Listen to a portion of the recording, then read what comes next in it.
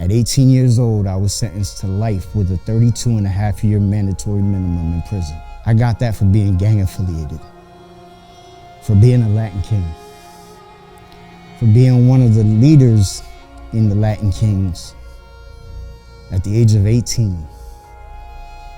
And this went on for the next 28 years. In and out of prisons. Didn't know how to get out of this.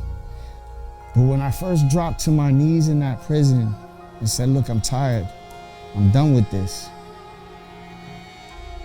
In doing almost 30 years in prison total, that was the very first time I actually had a good night's sleep, a peaceful sleep.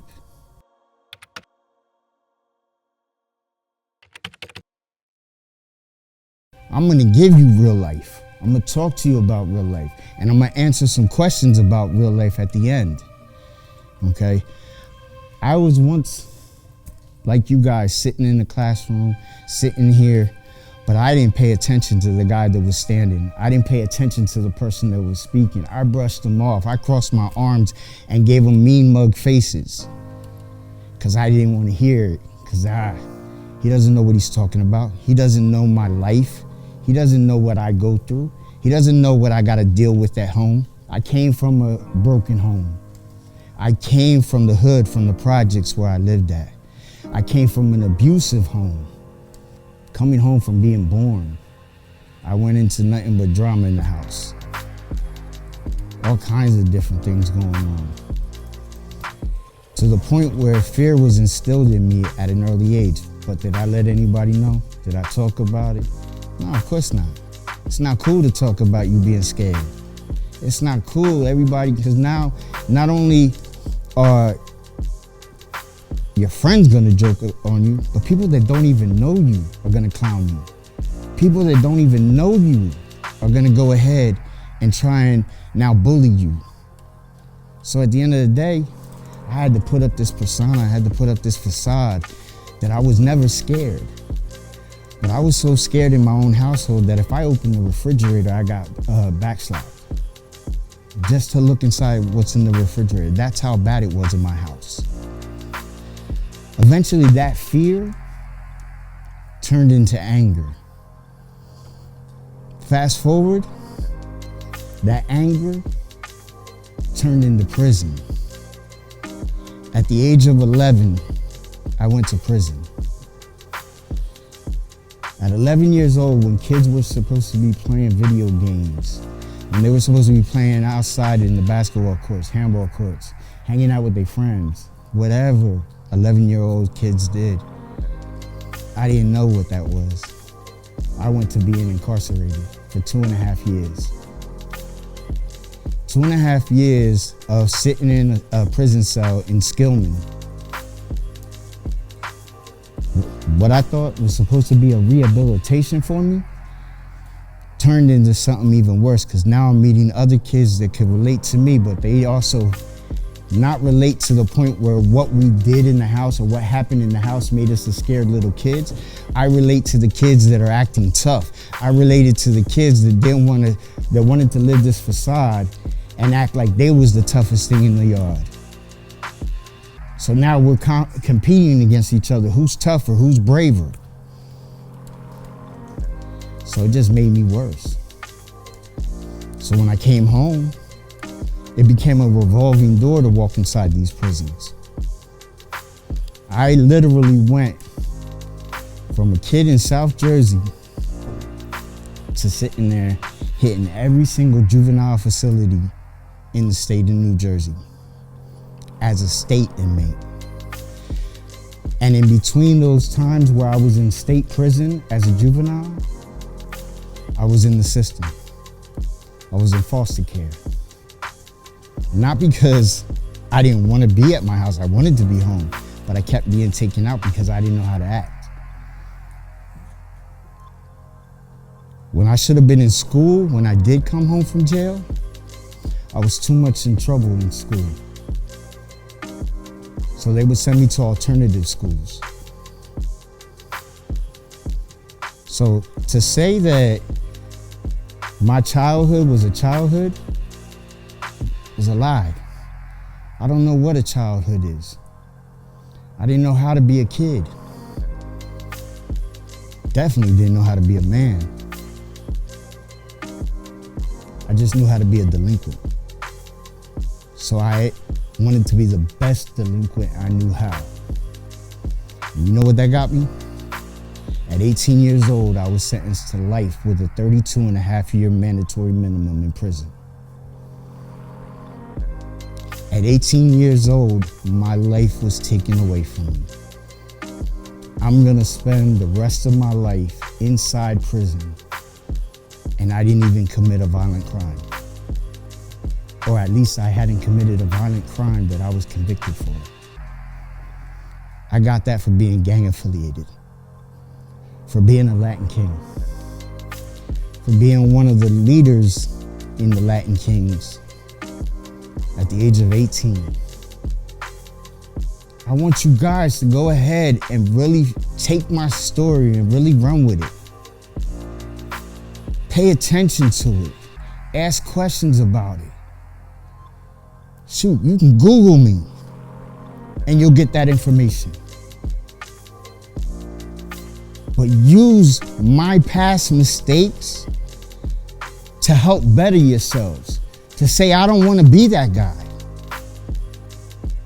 I don't want to be the guy that got sent out of here, or he made a choice actually, because he chose not to hear something. Because I was that kid one time. I chose not to hear what someone else had to say. And like I said, it gave me life in prison. So when I was in prison, because of my belief in spirituality, God gave me another chance after 10 years. And I was able to go ahead and come home after 10 years. Only had to serve 10 years, right? No life sentence. 32.5 years was off the table. You thought I learned my lesson. 6 months after I came home, I was back in prison for 2.5 years. And I'll tell you, I went back to prison because them 10 years, instead of learning something and bettering myself, I had vengeance. I had hate. I had anger, all in my heart. I had the biggest attitude. And the fact that I'm the leader of the Latin Kings, the second largest gang in the world, I ran with that. So when I came home, I went after the guy who abused me as a little kid. Within 6 months, now I'm not doing a state bid, I'm doing federal prison. I didn't learn nothing. My anger just manifested. It just kept getting bigger and bigger because I didn't want to work on myself. I wanted to take it out on everybody else. And this went on for the next 28 years. In and out of prisons. Didn't know how to get out of this. And that saying that, oh, once you're in, you can never get out, that's a lie. I walked away. I walked away from the Latin Kings. Again, the second largest gang in the world. So no matter where I went, I couldn't hide from them. I had to face them. But I was able to go ahead and walk away because I believed that no matter what, I had a better and bigger purpose in this world. I had a praying grandmother, a grandmother that believed in me and seen something in me that not the schools, not my parents, and definitely not me could see. And she kept on and kept on. And she believed in me like no other. And eventually, it clicked. In 2016, I was sentenced to 12 years in prison. A slap on the wrist. I wasn't worried about that. When I got to the prison, they sent me to solitary confinement. Y'all that don't know what that is, and I pray you never do, I'll answer anything at the end, Pop. I pray that you guys never learn what that is, but I was what they call the hole. I was segregated completely away from the rest of the people inside the prison for something that I did my last prison did. So I went straight to the hole as soon as I got there. And there was a hit on my life. Another gang wanted to take me out. Now mind you, I already walked away from the Latin Kings. I did what I had to do. I took the proper steps to leave the Latin Kings and suffered the consequences to leave them. But my name still was known in the prison system. My name was still known within the gang affiliations. And I had made a lot of enemies throughout them years. So just because I walked away from the gang and I wanted to change my life didn't mean nothing. They still wanted to kill me. And someone came to me and told me when I was sitting in solitary confinement, tomorrow when you go to the yard, they're gonna kill you. Why? I don't care. That's the attitude. I might have walked away from the gang, but the mentality was already embedded in my head. And I didn't understand why they want to kill me. I didn't ever do nothing to that person. But see, the one thing is that we fail to realize when you choose that life, because that's your choice. Everybody always says the life chooses you. That's a lie. You have a choice. So when you choose that life, everybody else's problem all of a sudden becomes yours. Because you chose to be affiliated with that. So because I chose that life, I ended up having someone else's beef. So when I went to the yard the next day, I was gonna get killed. That changed. For the first time in my life, while sitting in that cell, I said, I'm tired. I don't want this anymore. Not because I was scared, because trust and believe it had nothing to do with fear. What you gonna do, shoot me? I'm in prison. You ain't got a gun. What, you gonna give me more prison time? I'm already in prison. These are all the things running through my head. I was just tired of the same thing over and over and over and not getting nowhere. My kids watched their father grow up inside the prison. The only way I knew anything about them was sitting at a visiting hall on Saturday and Sunday. And that's when they only came, that their mother decided to bring them. So there was a lot of times I didn't get to see them.